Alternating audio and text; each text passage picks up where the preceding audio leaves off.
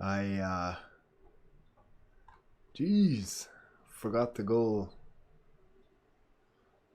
There we go. Oh man, forgot to click the live button. Here, let me copy that. Copy that. Where? Oh yeah. Okay.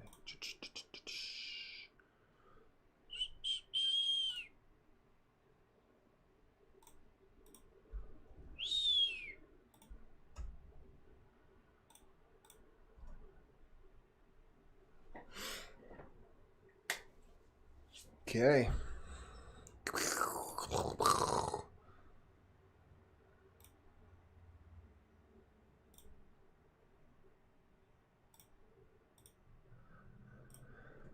Oh, where was I?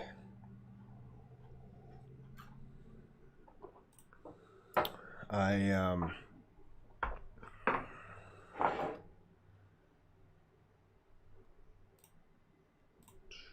Okay. Oh man, this is exhausting. uh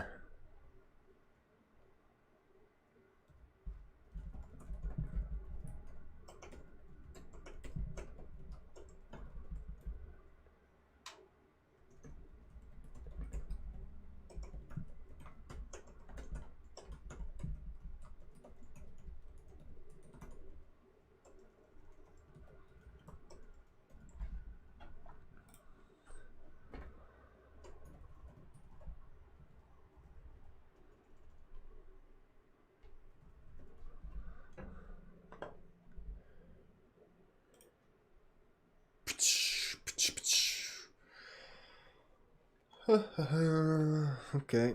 Well, there we go. Shared everything all up. Hopefully everything's all good now. Holy moly. Guacamole.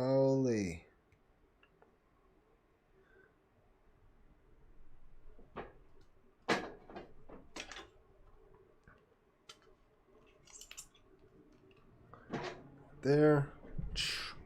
Just in case. Okay, yeah, well, here we are. Here we go. I was just on Manitoulin. There. I was just on Manitoulin for. How come there's pencil crayons here? I think it was Ruth was playing in here earlier, my daughter. Oh no, she was doing her last little bit of schoolwork.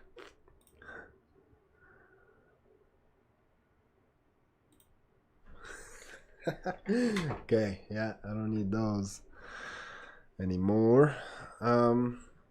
Yeah, so we're just on Manitoulin. I actually recorded a little session for us. You know, I got lost in a whole bunch of other work, but while I was on Manitoulin, I went for a cruise, went into the bush, had my GoPro, made a little virtual medicine walk. What these are always supposed to be anyway, but I never actually got a chance to take you guys on a little medicine walk yet. And so we were on Manitoulin during last Friday, so I just ghosted everybody on who comes and hangs out on here. But yeah, we had a lot of fun there, and I made a little about an hour long, just traipsing through the bush, traipsing through the wilderness, taking big long video, and then I was just gonna upload that to this channel, but I haven't got a chance to do that yet. But that'll be coming. Maybe I'll even get a chance to do it this afternoon, but probably not. Probably not till like Monday. I don't know. Everything's been a little bit crazy. But yeah, I that's gonna be really fun. That's what I'm gonna do for the rest of this channel for the rest of the summer.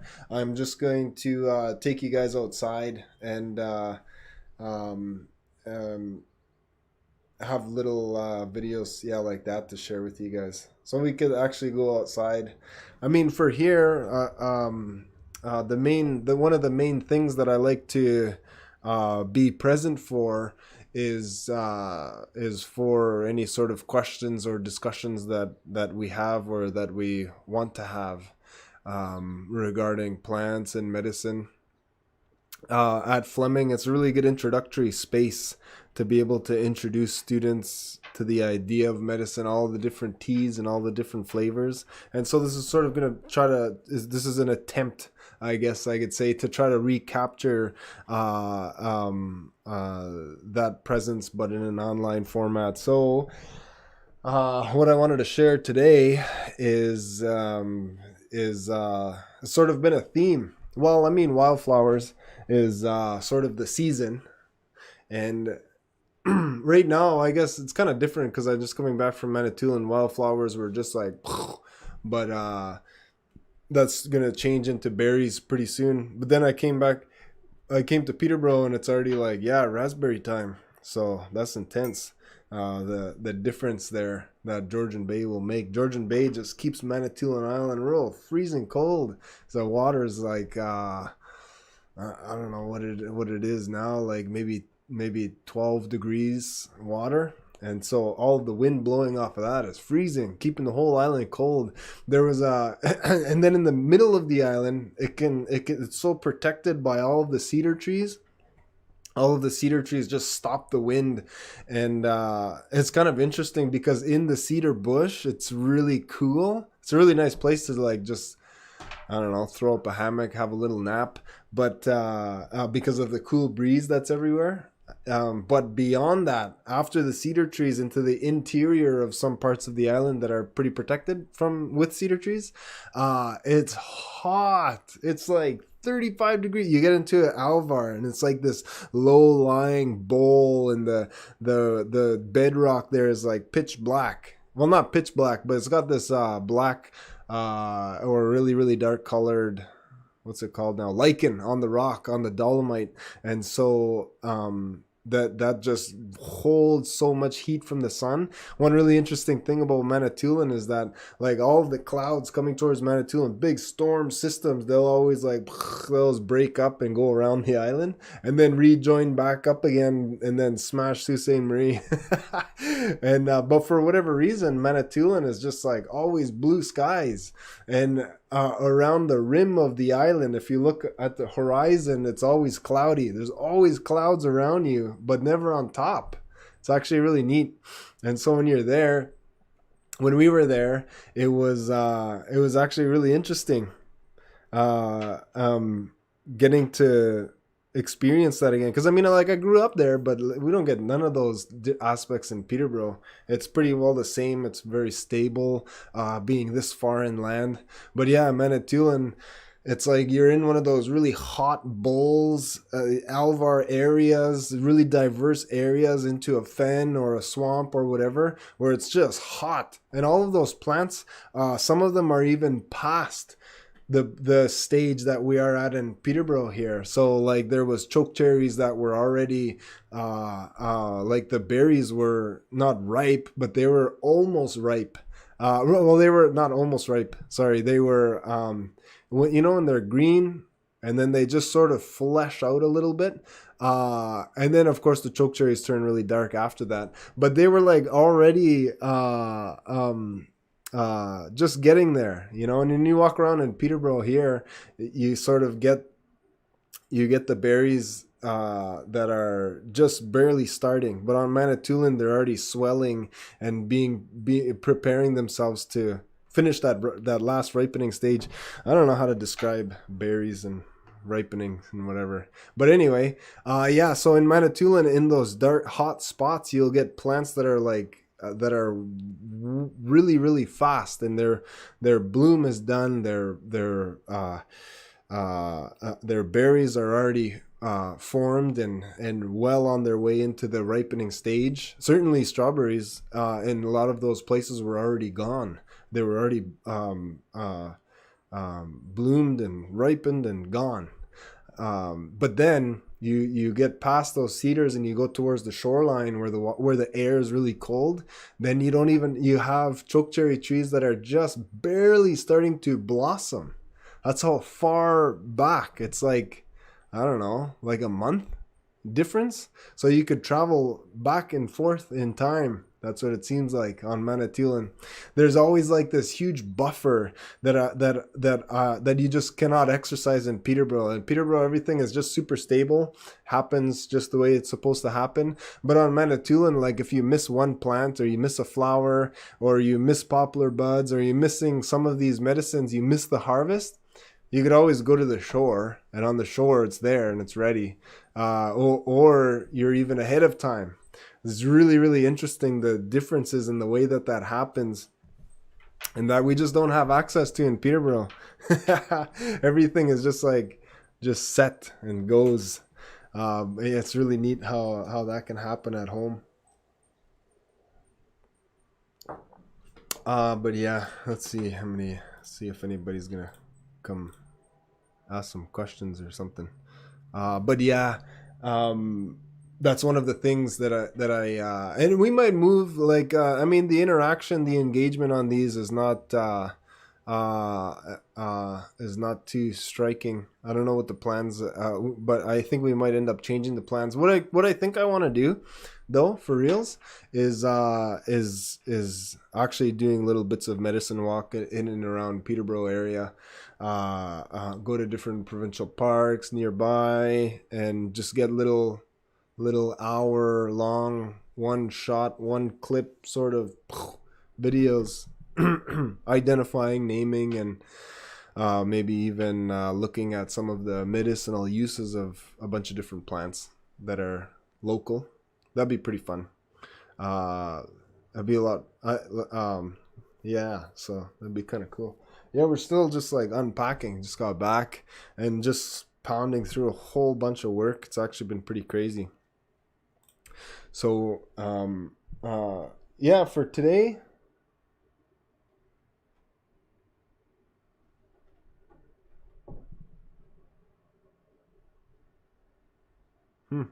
what should we do for today?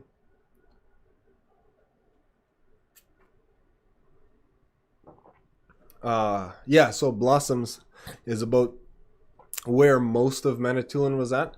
Like you could get to these zones where you can manipulate and have that ability to travel through time. But for the most part, Manitoulin, where we were, was in blossoming time. Everything was just starting to bloom. All of the wildflowers were there, and one of the flowers that we really get excited for every year is St. John's wort, Hypericum, all the different Hypericums. I think we have 3 or 4 indigenous species. Of course, a lot of them are contested indigenous species, whether they were here or introduced. Technically, if a plant has been here for more than 100 years, it's regarded as native. And so you read up on a bunch of these plants and it will say native species, and then you ask my grandma, hey, how do you say this plant? She's like, I don't know, we never had a name for that. I don't think it's from here. And then it's like, oh, okay. And then you realize that, yeah, it is a contested species, whether or not it's native or introduced, or where, and then you could find out where it is introduced from, like yarrow being a plant from like the Middle East, and then of course dandelions and stuff like that. But there's a lot of different St. John's wort, like perforatum or whatever. Perforatum. Hypericum perforatum. I think that's the one that's indigenous to Europe, but it's naturalized here really well, and it's the St. John's wort that you're gonna have access to everywhere. I mean, in most places. Yeah, it would just be popping right now in Peterborough. So now is the time for that blossom to pick that one in Peterborough. It's kind of interesting. Well, it's one of the plants that we make quite often at Fleming, make tea, and we use just the flowers. So you go out and you have the the flower will be full bloom. It's a continuous blooming flower too. So we're talking about her Hypericum perforatum, and so it'll bloom constantly. So it'll have like I don't know, maybe like 30 different flowers on top, and one of them will come into blossom, and some of them are just starting to create buds, and then some of them are budding, ready to go. And so when this flower dies, another one's going to bloom, and it just will just go for weeks and weeks, just constantly blooming.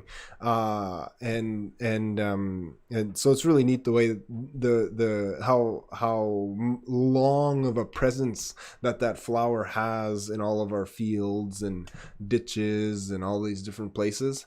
It has a constant presence there. And so the flower tops is the only thing that you grab. You don't grab the buds, you don't grab the leaves. There's components inside of the leaves that negate the medicinal sort of phytochemistry of the flowers, the main medicines that you want to have access to. That's what that you want. Some of the green parts of the plant negate some of those effects, and so you can't have any green inside. And so when you go out and you pick just the flower tops, that's what I always bring into the college to make tea for the students. It's pretty good, happy tea. Yeah, so these sessions, we're still figuring things out. I mean, I'm still figuring things out, but mainly what they're for, what we're trying to do, what we're trying to become very good at before fall semester starts, is generally at Fleming I have like a constant presence in and out of there every week, sometimes even multiple days, conducting different types of programming for Indigenous Student Services at Fleming College. And so what I teach about is plant-based medicine, and so I'm always there making tea for the students, keeping everybody nice and happy and healthy. And so we're just trying to recapture that service and offer that as best as we can via online. And this is the vehicle that we've chosen so far to be able to accomplish that. And I think what's going to happen in the future, at least, is that I'm going to be uploading pre-recorded medicine walks in the area on campus and in different areas of Peterborough, in different provincial parks like Marcus Burnham and maybe even just along the Rotary Trail. You know, places in Peterborough that students would usually be using and be engaging with. Now with everything being online, yeah, we're just going to try our best to accomplish those supports and services that we normally would be. This is sort of a prelude to some one-on-ones that we do as well. So as soon as the stream is done, I get right into one-on-one appointments with students that are registered into summer programs at Fleming, and so we do these we do sessions and work through different issues regarding health, and try to increase the students' access to Indigenous healthcare using plant-based medicine. But yeah, these are probably going to turn more into maybe uploaded medicine walks for so that for that reason. For today, though, I thought one of the main medicines that are out that is actually blooming right now in Peterborough and throughout southern Ontario is St. John's wort, and maybe that's one of the biggest aspects that I focus on, anyways, or that I'm asked to engage with the most when it comes to students and health and happiness, is that happiness portion, is that the stress of being a student, the stress of leaving your home, the stress of all of these different things. And so this is one of the most requested teas that we make for the students. And it's out now, so I thought, it would be good to cover some of the important pieces um, of that particular medicine, and and then to yeah, so then if you have the chance to be able to go and grab some, you'll be able to get it. So yeah, I was just talking about St. John's wort. It's kind of brutal what we call it, like the Anishinaabe name. The only name like I've ever heard for it was always real intense. So um, uh, St. John's wort, Hypericum. I don't know the Latin. Hypericum calmi is the one that the main species that we use back home on Manitoulin. Calms lobelia, and shrubby lobelia. I mean, calms lobelia. I mean, calm St. John's wort and shrubby St. John's wort and marsh St. John's wort. Those are the three main species that I use, that I usually give to students at Fleming. But the we end up actually harvesting a lot of the invasive species as well from Europe, Hypericum perforatum. Yeah, so that one, it's pretty neat. The for all of them, you use only the flower. So you pick the flower, that's what you make tea with, and you like hardly need any. It's actually really, really strong. Probably out of everything, pound for pound or gram for gram or whatever, probably milligram for milligram when you're making single cups of tea, it's probably has one of the most powerful tastes. And so you end up using, like, probably out of every single type of tea that we have, to which there's at least 150 to maybe even 200 different types of tea that you can make with all the different flowers and roots and barks and seeds and stems and leaves. And so the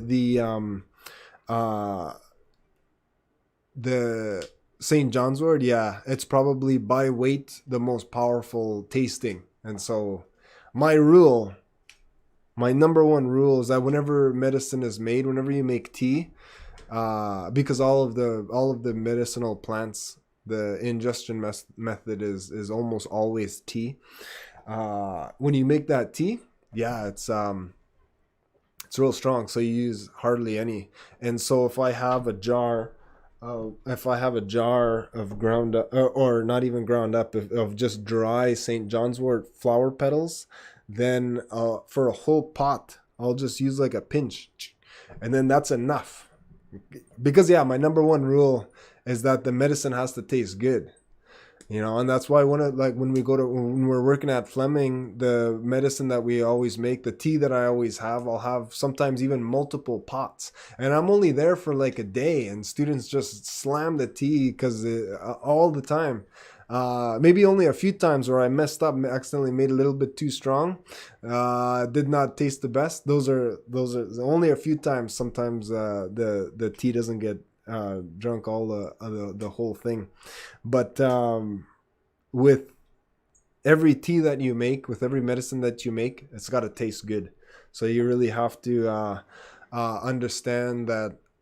For St. John's wort, you're hardly using any. You're using a tiny, tiny, tiny little bit. It's actually ridiculous. So, here, let me shut this window.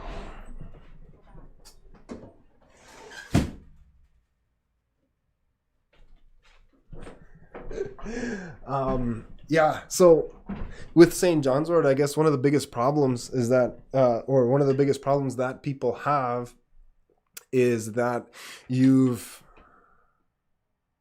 tried it, or you've done a little bit of research before you tried it, or you just done a little research and then saw a whole bunch of contraindications, like that you can't take Tylenol if you're taking St. John's wort. You, like on drugs.com or whatever, if you search up the flower, you get a bunch of really crazy results that are like, be aware of St. John's wort, and everybody's trying to freak out and makes you kind of scared, and you're like, oh, I don't know if I should. Everybody's saying, I take Advil all the time, or I'm on SSRIs, selective serotonin reuptake inhibitors, painkillers, or I'm on blood thinners, or I'm on metformin, or I'm on anxiolytics. I've been on Ativan for 5 years. What is going to happen if I start taking St. John's wort? Everybody's telling me on the internet that I'm going to die. And it's like real intense. But one of the things that I wanted to tell you, one of the things that I always tell everybody is that when you end up making a whole pot of tea using a pinch of the flowers, you're hardly having any of it. And so at that concentration, the contraindications are extremely the potential of contraindications is extremely low, low to none, and in my experience has been none. I guess the biggest issue when it comes to St. John's wort is drug metabolization. It's going to give your liver a big boost. Which goes into the idea of one of those interpretations that we always have, or that I always like to apply to different plants, is that they're all communicating to you. They're all of these plants are not trying to hide their medicinal use. They're all trying to show you. And if you have a couple different tools to be able to interpret, to be able to understand and listen to plants, then everything makes a lot of sense. So St. John's wort, when it's got really bright yellow flowers, and some of the different shapes that it has are really reminiscent to liver lobules, the hexagons, and then the bright yellow flowers, of course, looking like your what do you call it now? Your gallbladder, and then the bile that's in there, those bright yellow colors of our bile. St. John's wort is offering to you those interpretations too, that it really helps provide support to your liver. And so one of the things that your liver does is metabolize different drugs. And so when different drugs go into your body, like Coumadin and warfarin and metformin and blood pressure medications and all these things, when they go into your body, your liver sees those and is like, whoa, what the heck? And it has to metabolize those as quick as possible because they are foreign, and so your body sees them as a threat. So your liver will metabolize them right away, chew them all up, and when your medication tells you take once like every 4 hours or something like this, or take once a day, that's based on how quickly the average human is able to metabolize that drug. And so all right, so when you give your liver incredible amounts of support, you're going to be in a state where you are metabolizing xenobiotics faster. When your xenobiotics is just everything that your liver has to metabolize. And so these foreign unusual xenobiotics, like from prescription medication, you're able to do it faster. And so they do studies on these with St. John's wort and find that, like, from acetaminophen to Coumadin to metformin to Ativan,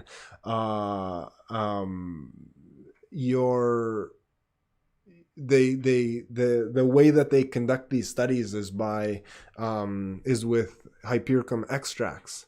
And so they're extracting, you remember in the beginning I told you that some of the green components of the plant are going to negate the powerful medicinal components inside of the flower tops. So you only take the flowers, you can't take any of the green. They're going to be removing some of that medicine, and when they remove some of that medicine that's in the flower, what you're left with in the flower is a smaller list of medicine, a smaller list of phytochemistry, a smaller list of components.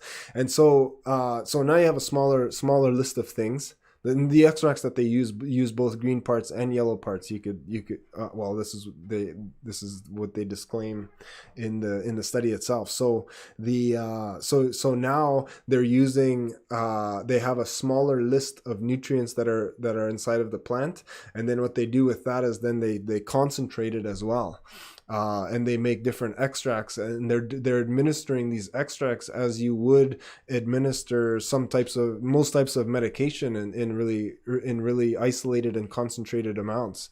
And in that level and in that type of administration, there are contraindications. It does expedite the metabolism of all these drugs and is a really powerful contraindication. And that when you consume St. John's wort in the same process as they do for these studies, yeah, it's going to be a big problem. But that's not the way that we do it here. Well, the way that we do it here is we take a little bit of the flower top, so we have a bigger set list of all of the different types of medicine inside of the flowers, without any of the green, removing that, right? Just the flowers. So you have all that medicine, and then we only take a little bit inside because we have to make it taste good. That's the main rule. It has to be delicious. And so you just take a small amount for a giant pot. And so then the concentrations are so small, but the medicine is in it. The opportunity for therapy is huge because you have all of the components. It's a full, what do you call it? A full, it's working with everything, and so it's really amazing how much. When you do a little bit of research, how much safety and comfort we're able to provide. And so St. John's wort is one of my favorite models to be able to show that, if you take some of these simple rules, like you make sure that the tea tastes good, then generally there's nothing to worry about, even when there's so much danger expressed, like around St. John's wort. Then that's what the main issue is, drug metabolization, and this is a non-issue. When you make the tea delicious using only the flower tops, you're going to be good to go. And so this is a tea that I always make for students, because it's the only time that you should never have tea is during pregnancy. And I say that all the time. I guess I haven't said it yet this time, but I don't know if I'm going to start every single chat and every time I teach with that disclaimer. But yeah, when you're pregnant, you can't do anything. And this is the case for like every type of medicine, every type of medication, even certain types of food. You have to be careful with everything when you're pregnant. So yeah, I mean, that's the only time. But when it comes to other drugs and contraindication and photosensitivity, because people will say like St. John's wort makes you sensitive to the sun, it kind of does.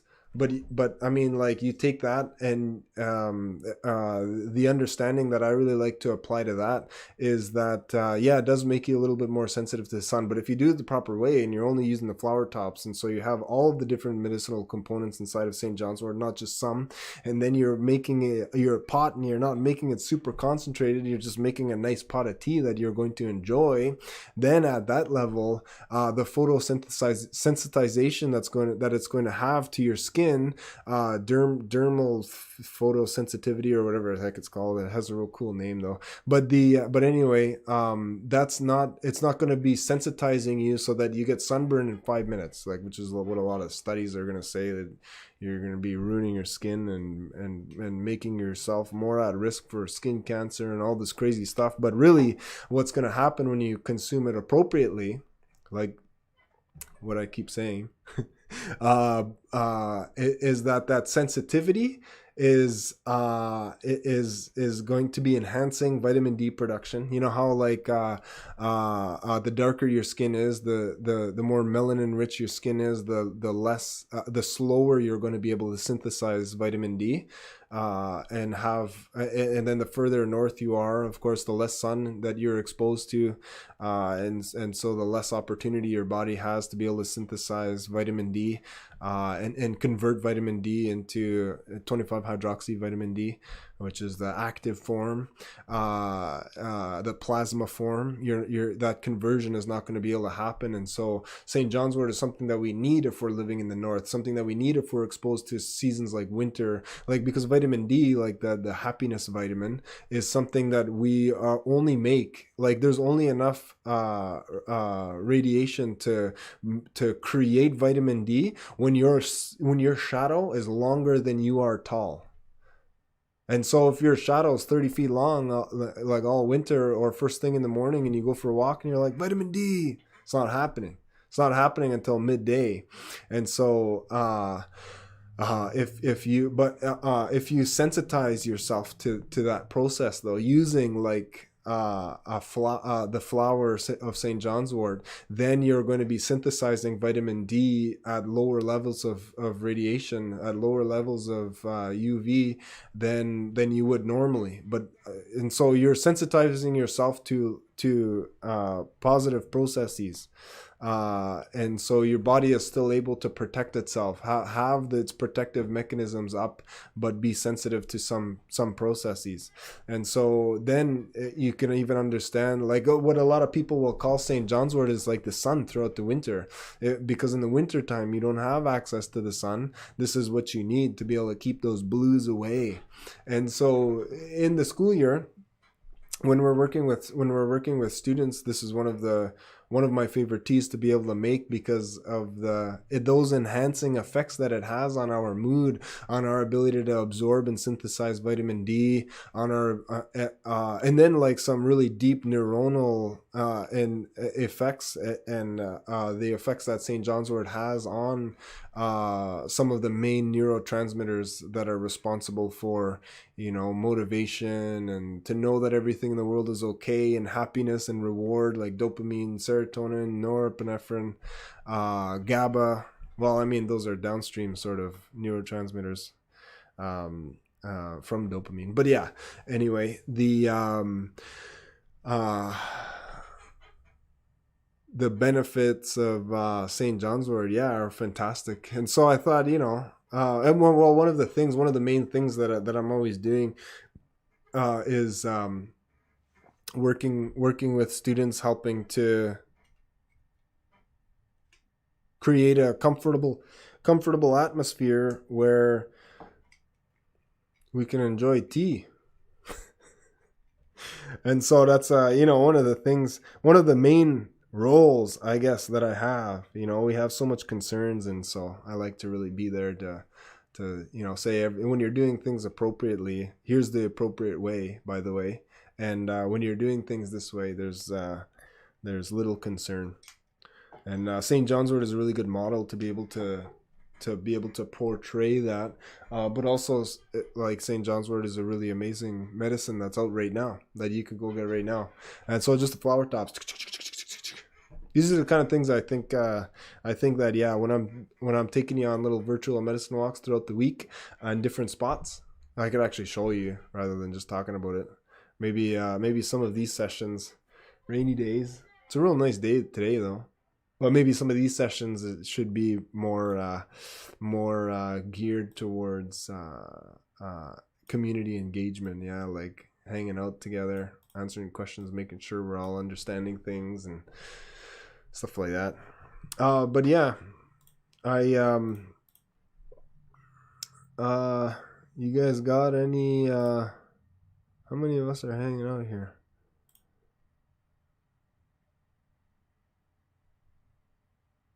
Whoa. Yeah, what was I gonna say? Oh yeah, St. John's wort, the name of it, it's real brutal. So I would really like to find out or understand a different name that this flower has, but it's such a mainstream medicine. It's such an important medicine in well, for everybody. It's something that should be in everybody's house all the time, so we always have access to it. But one of the things that I wanted to explain to you real quick is the name of it. So the name of it is only one that I've been able to capture is Anishinaabe Mshkiki. And Mshkiki is medicine, of course, and Anishinaabe is an emotion, and it's real sad. So it's like your saddest emotion, and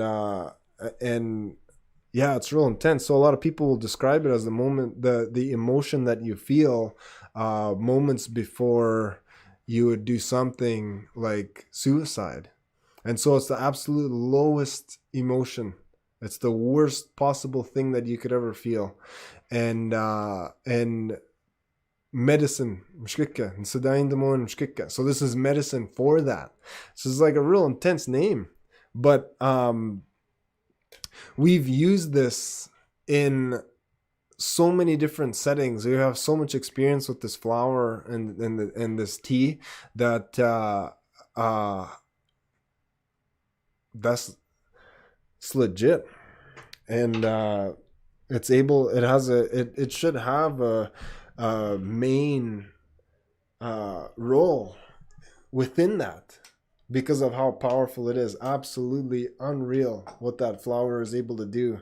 We've used it, even gotten in ourselves in trouble because using it during mourning processes, and then those people are not even mourning. It doesn't feel like they are mourning because of how powerful this flower is to be able to remove some of those some of those types of emotions. And so yeah, that's real intense, but I really like that. And it really does speak to how powerful this plant is, and the role that it can have.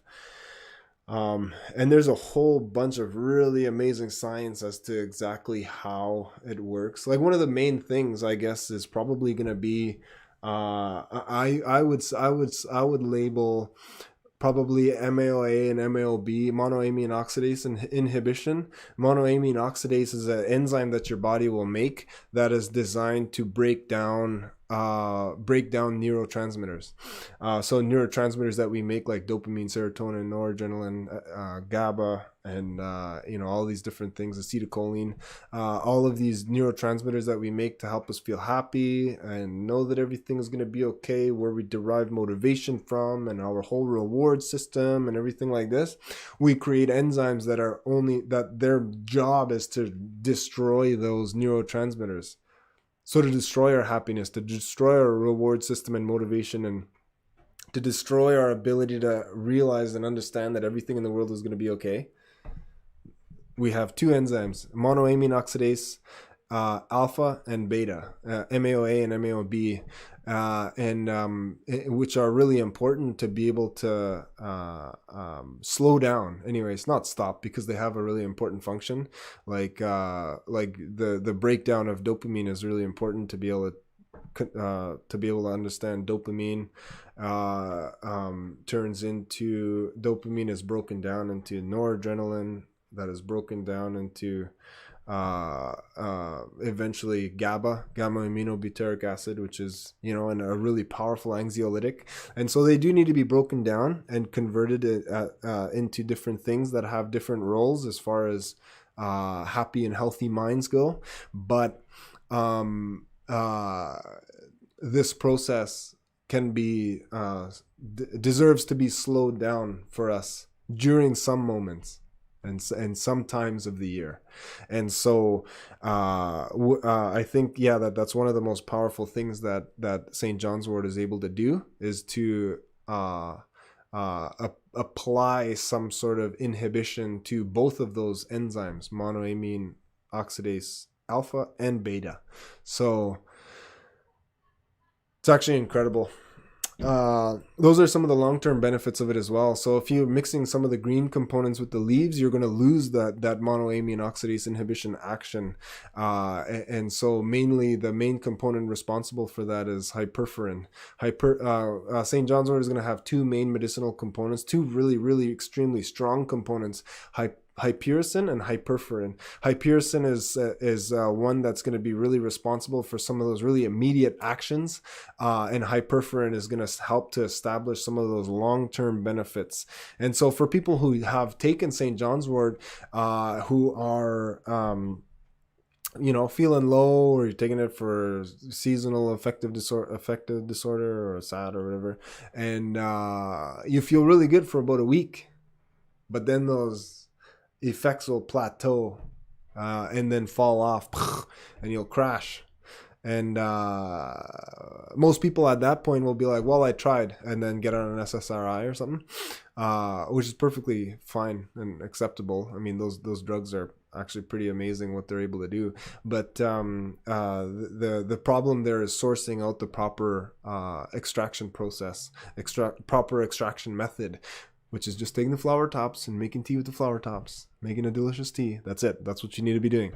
And so if you're ever going to purchase, and so this will answer Nicole's question, if you are going out to purchase, or if you're harvesting it for yourself, you just pick the flowers, let them dry, and then make tea with them. And if the tea is strong, next time use less. If the tea is really weak, then you could use a little bit more. Make a delicious tea, and that's what you need. But if you're going out to purchase it, you have to make sure that the bottle or the jar or the product that you're buying has no green in it. And that advertises that fact. Because anybody who's providing St. John's wort is going to understand that and if they do not understand this very simple science, then no one should be buying their product. it's not going to be what it could be. So yeah, just flowers. A lot of products that you buy will actually say they'll guarantee a certain concentration of hyperforin. Remember, hypericin and hyperforin. You need hyperforin, and some of the green components of the plant are going to be have this be able to leach some of that away and prevent you from being able to absorb it. But yeah, so there has to be a certain amount of hyperforin in order for that to happen. And so that's a really good place. That's a really good thing to understand, and a really good, really amazing medicine to be able to engage with. And it's delicious too. Yeah. And you can have it hot or cold. Like, there's no rules, man. Well, I mean, there's rules. Of course, I just gave you all of them, but relatively, it's like, enjoy some tea and the benefits thereof. So,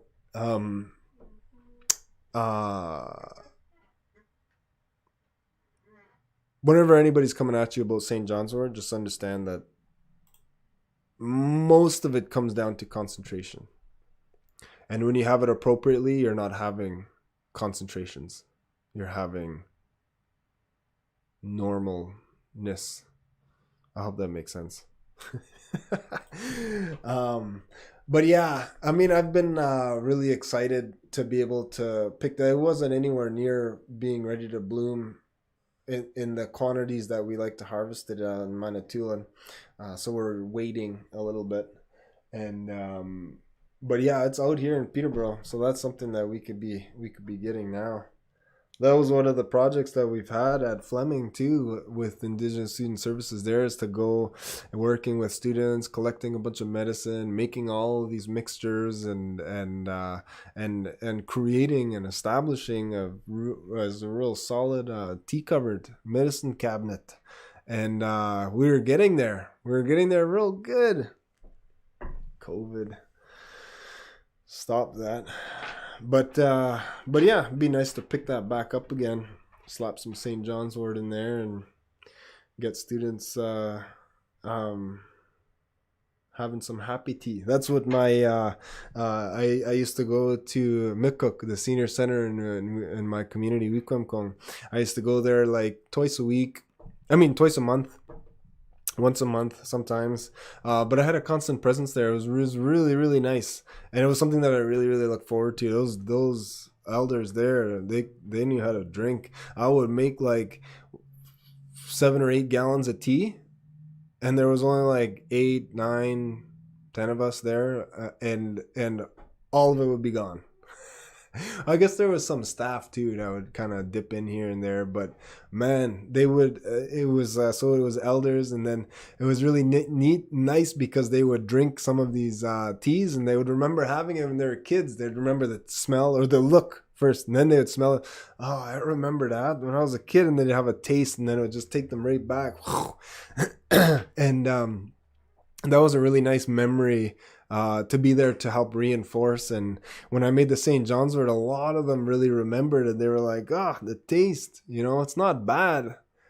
It's not the best taste either, but it's like herbal. It's like medicine, and they really liked it. So when I made them St. John's wort, I was explaining to them, about the enzymes and the maybe mineral imbalances that are some pretty like responsible for some mental health devastation. Like also like anxiety and depression are largely inflammatory conditions. We're starting to treat them, well, we being the field is starting to research them and understand them and treat them as inflammatory disorders. And so St. John's Wort, of course, has some pretty strong how do you say it now really quickly before we have to end, but St. John's Wort has a really strong absorption, oxygen free radical absorption capacity in nervous tissue. So it increases your body's endogenous antioxidant production like glutathione, hemioxygenase 1 and 2, and superoxide dismutase, the main endogenous antioxidant systems that we have in our nervous system. And so oxidative stress drives inflammation, and the more inflammation that we have, the worse our mental health and anxiety is. And that'll eventually, you could get such high inflammation levels in that particular part of your body that you sort of hit this plateau, and then the plummet after that, activation of nuclear factor kappa B and all of those downstream pro-inflammatory cytokines, and that whole mess is just so hard to deal with. And so that's, at the point where we start to become, at this age, going to college and thinking about family and career and all of this stuff, and some of us are just driving right up towards that plateau and that tipping point, and we start to have anxiety and these depressive symptoms that are driven by oxygen free radicals, ROS, reactive oxygen species. And what we need to be doing is pulling that away before those cause all of this inflammation, and then those really strong sort of tipping point effects I like to sort of explain. And so you remove all of that oxidative stress, and you're going to consequently be able to remove a lot of inflammation. Then everything is like feels real clear. And so that's the effect that we get a lot, is that when we're engaging with this medicine, the St. John's Wort, I just called it happy tea when I made it for the elders. And then when I went back, I had 3 different types of tea for us to try, and they were like, "Where's the happy tea? I want that again." Last time I was here, I felt so good. I felt when I woke up in the morning, they said everything was, I didn't even want a coffee. Everything just felt great. And they were describing exactly that oxidative, the removal of that oxidative stress, and then the solve for that extremely toxic inflammatory process, the draw of all that inflammation out of that system, to have everything operating so clean and clear.